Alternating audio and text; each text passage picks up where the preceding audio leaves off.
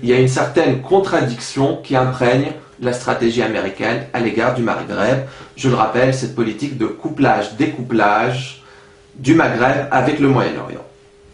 Par ailleurs, deuxième point, les Américains revendiquent une politique multilatérale à l'égard des États maghrébins. En réalité, et nous le voyons notamment dans le cadre des accords ou des négociations, des accords de libre-échange avec les États maghrébins, c'est une politique bilatérale qui est mise en œuvre.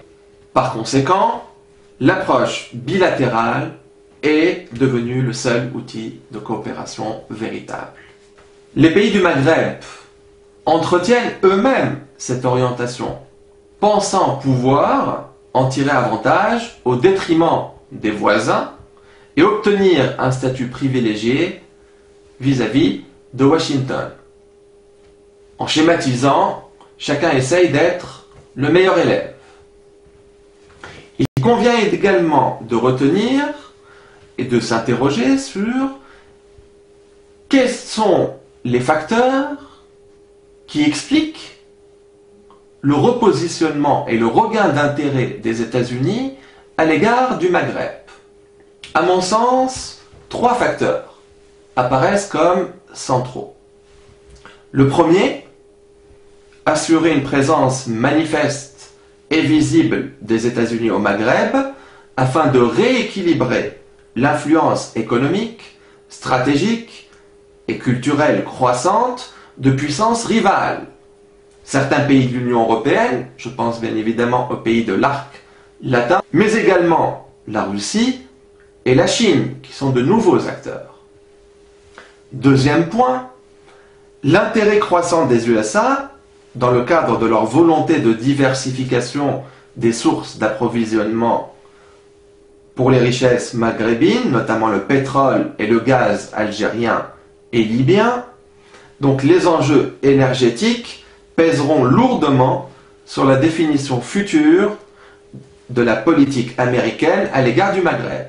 Une carte va apparaître là sous vos yeux qui illustre cette richesse énergétique, notamment algérienne et libyenne, en termes pétroliers et gaziers. Troisième facteur, bien évidemment, ce sont les enjeux sécuritaires. La lutte contre le terrorisme, incarnée aujourd'hui par l'AQMI, Al-Qaïda au pays des Maghreb islamiques, et ses différentes ramifications, notamment, je pense bien évidemment, au sein de la ceinture sahélienne, constitue une priorité pour les USA dans la région. Alors bien évidemment, il y a de nombreuses zones d'ombre sur qu'est-ce que l'AQMI, quelles sont ses capacités de nuisance réelles.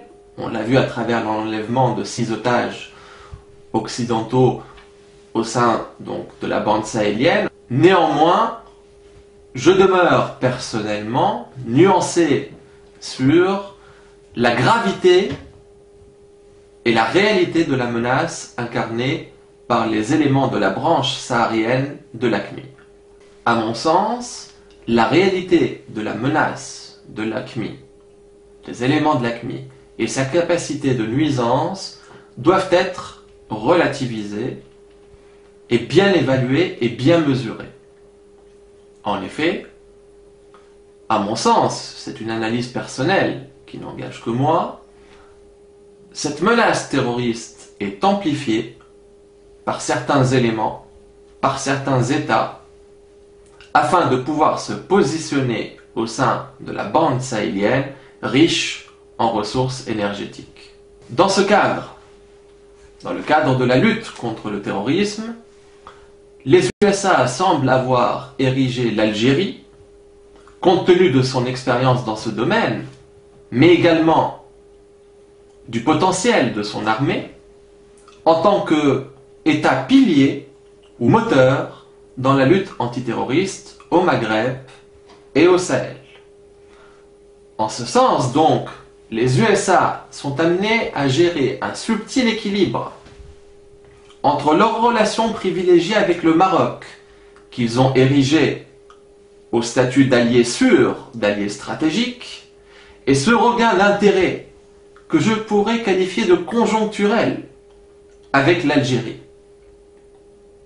En effet, l'apport d'Algérie, c'est ça qui est important, est qualifié de crucial, de significatif par les officiels américains, mais l'offre marocaine est toujours jugée moins instable, le royaume chérifien étant un allié sûr dont les positions ne risquent pas d'évoluer subitement, à l'inverse bien évidemment des positions prises par le gouvernement algérien. Par rapport à l'ensemble de ces enjeux, les pays maghrébins, eux, rivalisent afin de prouver leur utilité et leur spécificité pour les USA par rapport à leurs voisins et espérer bien évidemment en retirer le maximum de dividendes.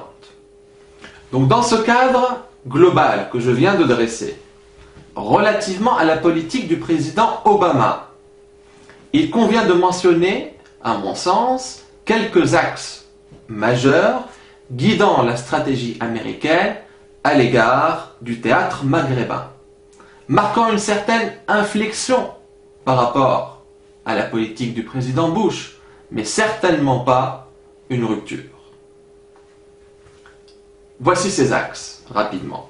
À court terme, selon les officiels américains, la stabilité du théâtre maghrébin ne sera pas remise en cause et la politique des USA se maintiendra avec quelques ajustements.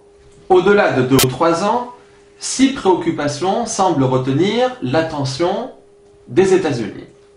Premièrement, des incertitudes relativement au scénario de succession. Incertitudes en tête des préoccupations américaines. Deuxièmement, les variations affectant le marché du pétrole et du gaz. Troisièmement, le niveau de chômage affectant les jeunes diplômés, qui est un facteur crucial parce que recelant un potentiel de déstabilisation majeur.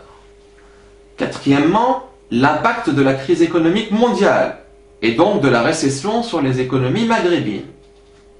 Cinquièmement, la persistance de régimes autoritaires entravant les libertés d'expression et l'état de droit. Et enfin, sixièmement, la présence de groupes islamistes armés pouvant à tout moment déborder les frontières maghrébines.